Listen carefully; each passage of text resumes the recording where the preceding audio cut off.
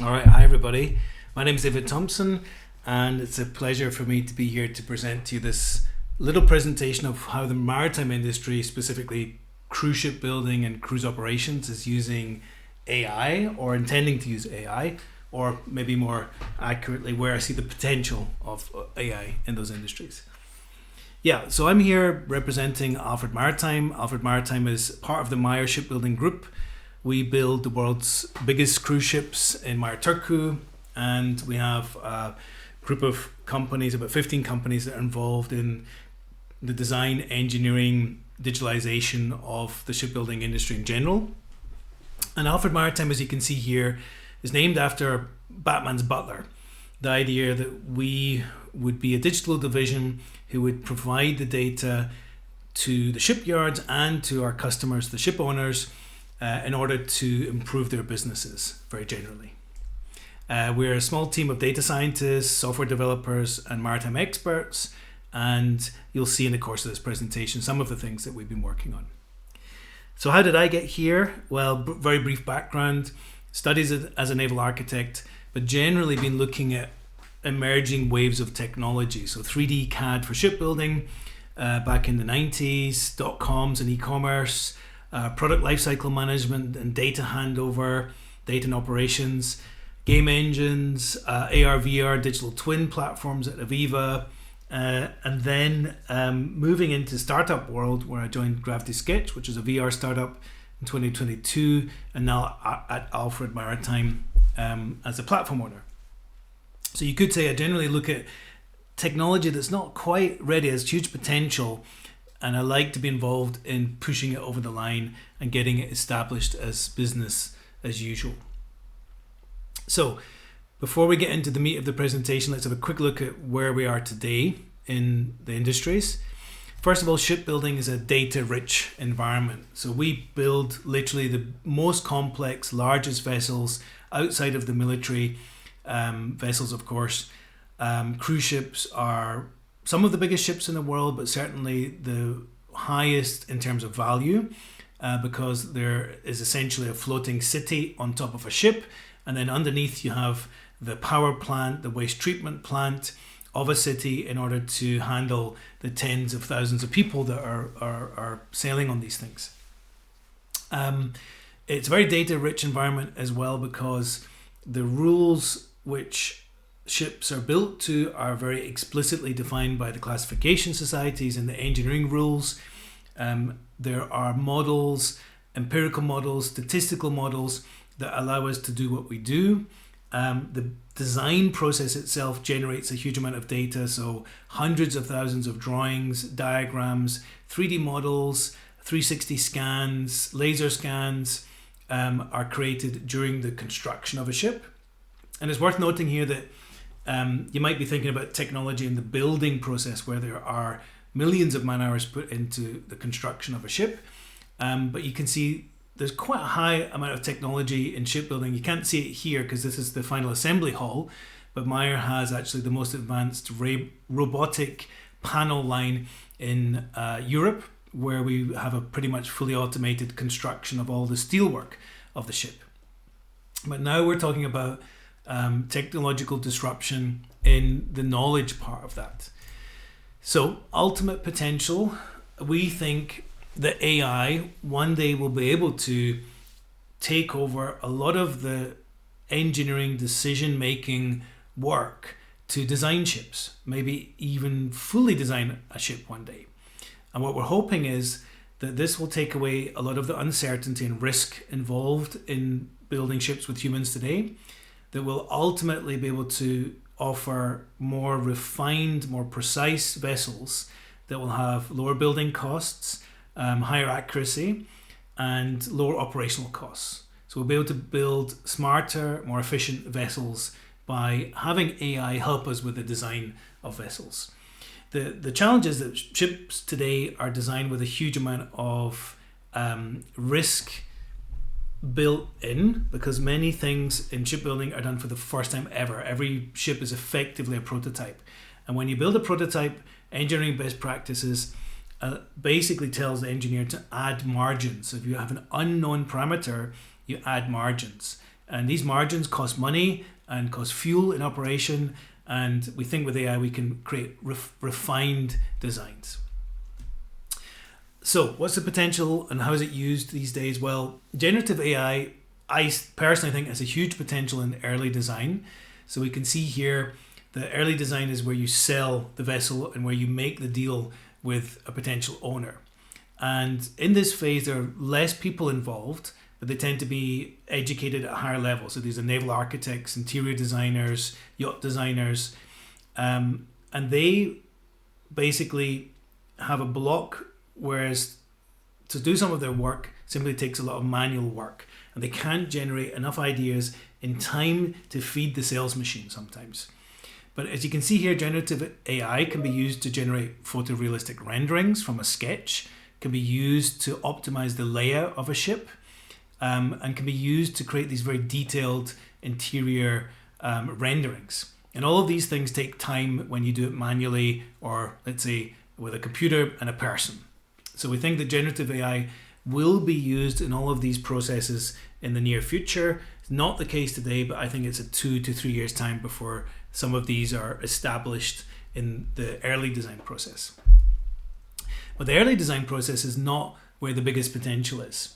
So once you've got your shape of your ship and the layout of your ship, you spend hundreds of thousands of man hours, so 500,000 quite typically, in order to plan in detail where every single electrical socket goes, every single pipe, cable goes, in order that somebody can go and build that. So this is about 500,000 man hours for a typical cruise ship, maybe 300, 400, 500 people involved in this, multiple contractors involved in it, using multiple different CAD systems. And the reality is today that AI provides us with some discrete solvers. So there are algorithms that can route a pipe from A to B in the most optimal way. There are models and algorithms that will generate an optimal part, as you can see there in the bracket. But there's no algorithm that can do that as for the ship structure as a whole. And there's no algorithm that can even, or model that can even help the users to coordinate their work during that detailed design phase. So AI is not able to cross disciplines and data silos. It cannot help in that coordination, the huge design work required to make this digital twin in order to provide a model for building it. Ship operations is a little bit the same. It's a data-rich environment. This is the engine control room of a cruise ship. You can see here cameras on the engine room on various parts of the ships. You can see the mimics, which are basically showing anything with a sensor. We're showing the value of that on these screens. But as you can imagine, it's hard for a human to have an overview of this, to read all of this information, to know what to do. But many of the systems on the ship are still effectively manually controlled. A good example is the engines. There are usually 4 to 6 engines on a cruise ship. You're having battery packs and fuel cells as well added. And quite typically, a human, the chief engineer, has to take the decision about which engine to run, how many engines, and in which combination. And that's clearly not sustainable as these vessels become more complex. The demand from the industry is to make these vessels more automated, more intelligent. And the data, I think, exists on the vessels today, whether that being in one of the digital systems on the ships or in the heads of the people who operate it. So again, we think there's a huge potential for AI here. Ultimate potential is to provide an entity for the crew that helps them through some of that complexity. So our vision as a shipbuilder is that the ship understands how it was designed, how it was intended to perform, is able to understand how it's performing now. So that's through real-time sensors, IoT. But it's also able to predict how it's going to behave when the storm comes in 1 or 2 hours, or when you have to divert from one port to another one because of some medical emergency. So we think there's huge potential for AI to become this kind of virtual officer on board, helping everybody to do their jobs more effectively and with the right information at the right time. However, like the shipbuilding process, there's a gap. The reality is that AI is used in very discrete use cases.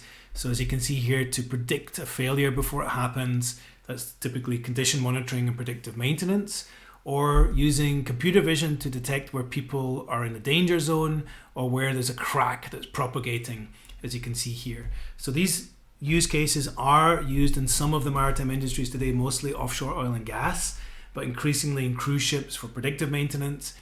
But AI today is not able to do this magical stuff where it can understand what the ship is doing, why it's doing it, and how to do it better. So I personally didn't believe that AI would ever be able to do these things. It wouldn't be able to do what a human can do by looking across multiple data sources, reasoning and taking appropriate action, getting feedback, and taking doing an iteration on the appropriate action. Until I started doing AI coding, or some people like to call it vibe coding. I'm not a coder myself. I've been working with software my whole life. I can do some scripting, but I cannot write in any coding language. And the application which I'm going to show you was created in Replit in about 3 days, 3 long days. So I'll just turn on my vibe music. Yeah, I basically went into Replit as they were able to generate 3D applications, and I got sucked into creating effectively a ship simulator. So it's not going to win any awards for graphics, but there's actually some simulation going into the movement of the vessel here. The smoke, as you can see, gets black as you power up the engines, the wake, and I effectively created engine control room, which is this panel you can see there. I created the ability to change out the engines for more efficient ones, to add fuel cells, to add batteries, and effectively simulate a modern cruise vessel which can run into port completely emissions free. So there was a huge amount of simulation work that went into this. I think if I was to do this in Unity with a developer, maybe 2 developers, it would have taken me literally 2 months. And I did this in 3 days. And as I was developing this, I was extremely impressed at the agent's ability to read through the code, understand what had been done in the past, understand where to change something, all based on simple text prompts. And basically I realized that this combination of a LLM for coding and prompt interpretation, an agent which determines where to put the code, which libraries to set up, which virtual machine to run in the background, was extremely powerful. Now people are very critical, especially software developers, of vibe coding, but this allowed me to create a prototype which allows me to have a discussion with people that has real value at a trade show, for example. So this blew my mind and basically persuaded me that, okay, agentic AI is going to enable some of these overarching use cases. So let me just back out of this. And yeah, the hype is loud around agentic AIs because LLMs can suddenly not just give a single answer to a prompt. They can basically have this conversation that most of us are aware of with ChatGPT-like tools with other software and with data sources. So you can generate a prompt for an LLM. That LLM can go away and inform itself from other data sources or even other AI agents, and then it can give calls or commands to other bits of software to do things. And that's really powerful. That is the beginning of a platform shift in my mind. So agentic AI seems to be where we're heading, and I think it's got all of the ingredients to become platform shift, like I said. But how do we move towards that? So I've been involved in several platform shifts in the past, and there's usually some steps that you need to take in order to take advantage of that at the right time. So this is some of the steps, not in great detail, just to give you an idea of how to achieve this holistic AI. So the first thing, and it always comes up, is that people think you need to train you do need to train your AI model on something. So ChatGPT is based on a snapshot of the internet from a couple of years ago. It is able to go into the actual internet today and improve its knowledge. So it's a little bit of an agent in that sense. But in an enterprise, in an organization, there's so much implicit knowledge that is simply not captured This is the knowledge that's in people's heads, and that needs to be captured if you want to train an effective AI model, in my mind. So just to give you some examples of how to improve this, we made this application. It's an AI voice logbook, a little bit like the tricorder from Star Trek. My idea here was we need more information from humans. We need to get more context. This information exists in silos. How can we improve that? So I created, again, it's a vibe coded application. I created an application where you can simply record something that happens, and then AI does all the heavy lifting. So as you can see here, it will extract tasks and actions and assign them to the right people. Every entity that you speak into the system in 5 languages, by the way, gets converted into database entries, which can be logged and searched and analyzed and used for further AI training.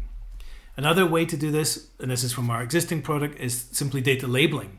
This is a tool where you can look at trend lines and the user can say, well, okay, there's an anomaly here because something happened. So effectively making the human into a sensor, capturing, again, implicit knowledge. And there's many other different ways you can do that. I always say to people, just record what you do whenever there's downtime in your organization, and you'll start to capture some of that implicit knowledge. It goes without saying that you need to capture the explicit knowledge as well. So this is usually document management system, CAD, ERP, CRM, whatever it is. But you probably need to put that in the framework that AI can work with it. So this is from Gartner a few years ago. They're pretty much saying that organizations have these 4 main types of platforms. If you're a shipbuilder, we're very much focused on this side. If you're Apple, it might be on this side, for example. But the overarching thing is in the middle. Essentially, you should be thinking about your data platform, data and analytics platform. And this is typically a data lake. You see it in most organizations these days are doing some form of data lake. Next step is AI models. So every organization will probably start by making models for discrete use cases, and that's fine. But you need to build up this library of models with that in mind, that these models may be speaking to each other in the future. Just to give you some examples of what we do in the shipping industry, we create machine learning models for every major energy KPI. So here's the fuel consumption, heat below that. These models are based on 6 or 7 parameters which determine what the fuel consumption should be. And we can see here that this vessel is using more than expected. So that allows you to benchmark certain things. And this model is a very fundamental model for doing data analytics in ship operations. We've trained other models. So we trained not really full LLM in this case. We're just using RAG here. We threw all our documentation in it, and you instantly get a chatbot that knows about energy efficiency on board ships. So these 2 components here can be combined together in more and more complex ways as you build this library of models. Then finally, simulations. Simulations are essential if you want to look ahead into the future. We sometimes call this our digital twins, but in our industry, we simulate all of the systems on board the cruise vessel. So this is the main engines. We've got the cooling, the waste heat recovery, the waste disposal, the water production. And we use these in the design of the ship, but increasingly we're using them in the operation of the vessel to predict the behavior under certain changes to the operational parameters. We even now start to model the whole automation system and commission this digitally before the physical system is built. And we have a variety of models which come together to simulate how the vessel is going to behave in terms of sea keeping, so stability, rolling around in different weather conditions. And that model again can be used in operations. And you need to think about these simulations again as a data source for AI models. One day an AI model will go to that simulation and say, well, given these parameters, what would happen? And then finally, all of this needs to be built into some kind of AI framework. So this is the kind of breaking ground area that's relatively new. On the base level is the data lakehouse and ingestion. So you need some kind of storage of data This could be sensor data if you're working with things in operations. It could be CAD data if you're working in things in the design area.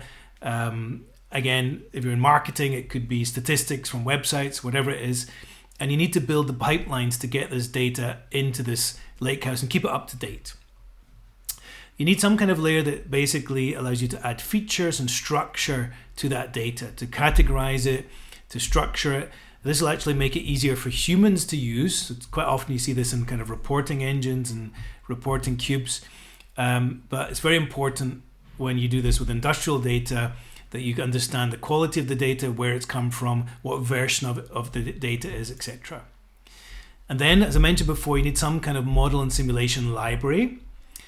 And then two areas which are relatively new are related to this agentic AI. So I'm relatively sketchy on this information, but and these are the areas which are very much emerging technology. So here it makes sense that you need some kind of platform layer that allows you to run and trigger agents and configure how they work together, so how they cooperate with each other.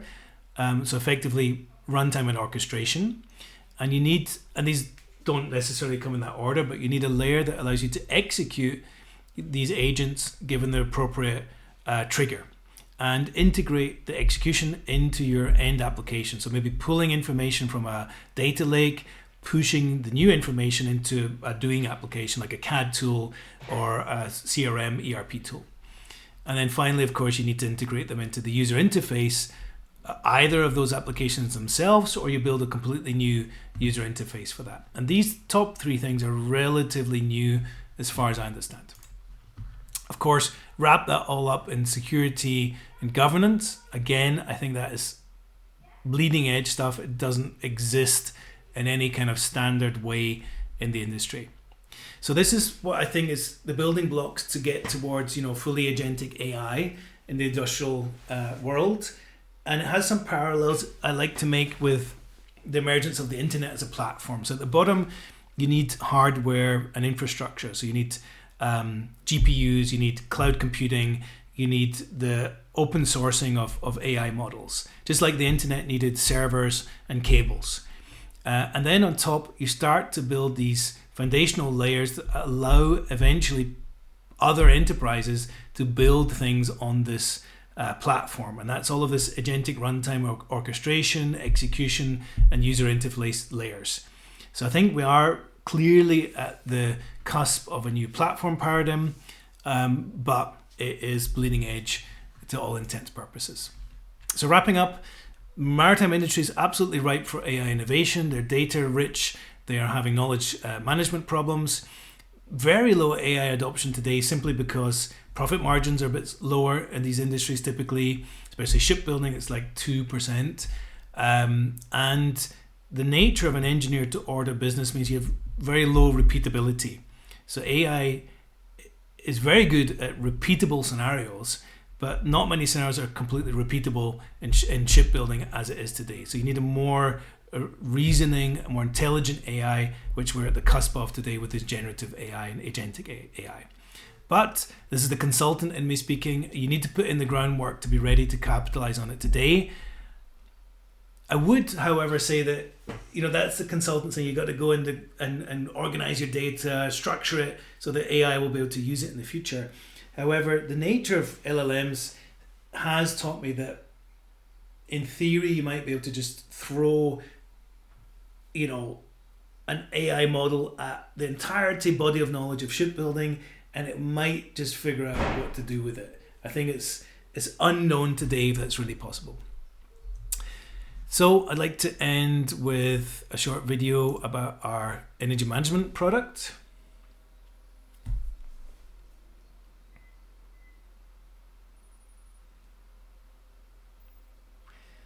So our vision is to make an intelligent energy management system. Hello, I'm Meyer Energy Management System, an intelligent maritime energy management platform, but you can call me MEMS. I'm struggling to see why we were off target for fuel consumption yesterday. Yeah, to help the users understand complex problems without having to go into all of the analysis themselves. So the system reads all the data from the systems on board the ships. We were burning more fuel on yesterday's leg as two main engines were running on suboptimal loads. However, I see from the log that there was adverse weather. So they were running 4 engines when they only needed 2. However, there was a storm, so therefore that additional redundancy helps. Anything else? At this very moment, we have 2,340 cubic meters of potable water that will last us until noon tomorrow. However, we should start producing potable water at the end of the shift, since we will have waste heat available at that time. So, And by the way, I notice your energy... looking into the future, understanding when the engine's going to be running so that you can run the evaporators to make water is a good example of To help you keep up using a with simulation regulations, to I can provide efficiency, advice test into the operating future. strategies, and advise you on how to optimize. Thanks, Max. So that's it from me. Hope you enjoyed the presentation, and yeah, look forward to your comments and feedback on this. Thanks for now.